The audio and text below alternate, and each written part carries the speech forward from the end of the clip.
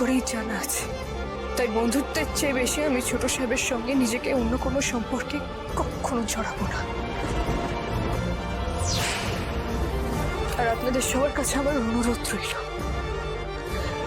আমাদের বন্ধুত্বের ভালোবাসাকে আপনারা অন্য কিছু ভেবে ভুল বুঝবেন না। এটা কি করলো জাদুকর? আমি জানতাম ঈশান, কুসুম কোনোদিনও মনিকে কষ্ট দিতে পারবে না। কুসুমের বুক ফাটবে, তবুও মুখ ফুটবে না। এসব মুখ না ফোটা, দেবী মা করা, এসব কুসুম খুব ভালো করতে পারে। এই ন্যাকামিগুলোই তো করে, কিন্তু আমি কি বুঝি না, সারাক্ষণ এই ভোলা ভালা চেহারাটা দেখিয়ে সারাক্ষণ আয়ুষকে নাচিয়ে যাচ্ছে তলায় তলায়। আমরা সবাই কুসুমের কথা শুনে নিয়েছি, সবাই ওর সত্যিটা শুনে নিয়েছি, কিন্তু তোমার উত্তর কি কুসুমের উত্তরের থেকে আলাদা আয়ুষ? কুসুম আজ সবটা বলার সুযোগ পেয়েও সত্যিটা কেন অস্বীকার করলো? ও তো মিথ্যে কথা বলার মেয়ে নয়। না না, কোনো কারণ নিশ্চয়ই রয়েছে যেই জন্য ও মাকে সবটা আজ বলল না। আমার ওই মুহূর্তে তাই সত্যিটা বলাটা ঠিক হবে না। আয়ুষ চুপ করে থেকো না, উত্তর দাও। না না মা, কুসুম আমার কাছেও শুধু বন্ধু।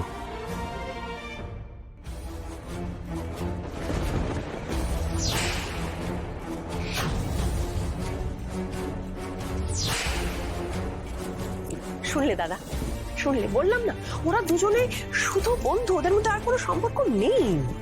আর আয়ুষ বা কুসুম কেউই আমাকে কখনো মিথ্যে কথা বলে না, তুমি নিজে শুনলে তো। একই আয়ুষ তো নিজে মুখে বলল ও কুসুমকে স্ত্রী হিসেবে মেনে নিয়েছে, তারপরেও ইন্দ্রাণীর সামনে সেটা স্বীকার করতে সাহস দেখালো না কেন?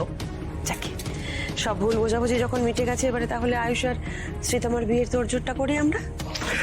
আমি কিছু ভুল বুঝিনি ইন্দু, আমি নিশ্চিত জানি আয়ুষ কুসুমকে ভালোবাসে, কুসুম আয়ুষকে ভালোবাসে, সেটা আমি নিশ্চিত।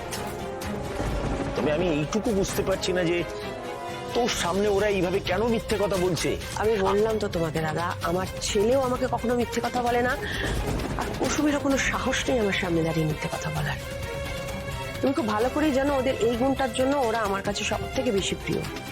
তা সত্ত্বেও তুমি কেন জোর করে বাকিরা সবাই যেরকম ভাবে বলে সেরকম বলার চেষ্টা করছো? বাকিটা নয় পর, ছেড়ে দাও, কিন্তু তুমিও দাদা।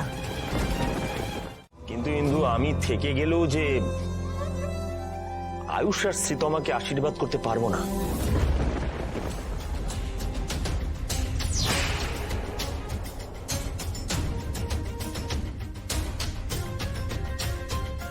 পারবো না, কারণ এই বিয়েটা ভুল। ইন্দু, জেদ ছেড়ে তোর ছেলের মুখের কথাটা না শুনে ওর চোখের ভাষাটা একবার দেখার চেষ্টা কর, তাহলে ওর মনের কথাটা বুঝতে পারবি। নাহলে ওর জীবনটা নষ্ট হয়ে যাবে ইন্দু।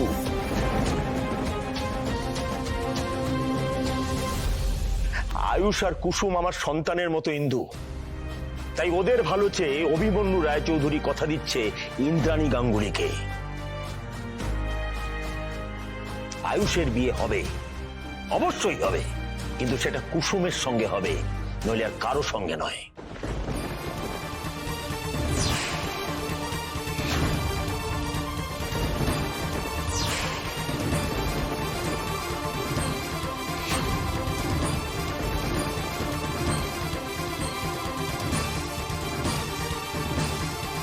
আয়ুষ,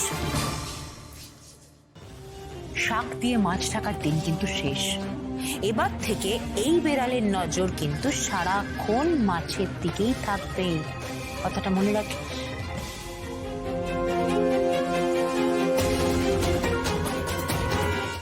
আমি জানি আমি ক্ষমার যোগ্য নই, তাও পারে আমায় ক্ষমা করে দেবেন করতে বসে।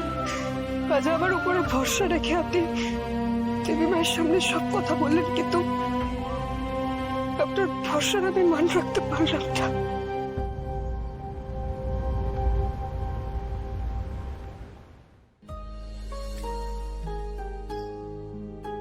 নিজেকে দোষারোপ করো না কুসুম, আমিও করছি না। জানো কুসুম, তোমাকে যখন প্রথমবার গ্রামে আমার বাড়িতে দেখেছিলাম, সেদিন তোমার সততা, নিষ্ঠা আর দৃঢ়তা দেখে আমি মুগ্ধ হয়েছিলাম। আমি মনে মনে ভেবেছিলাম যে আমার দুটো মেয়ে হলো না কেন। আমি জানি তুমি কতটা সৎ, কতটা বুদ্ধিমতী, তাই তোমার উপরে আমার কোনো ক্ষোভ নেই। আর তোমাকে ভালোবাসার জন্য আয়ুষের উপরে তো একেবারেই নয়।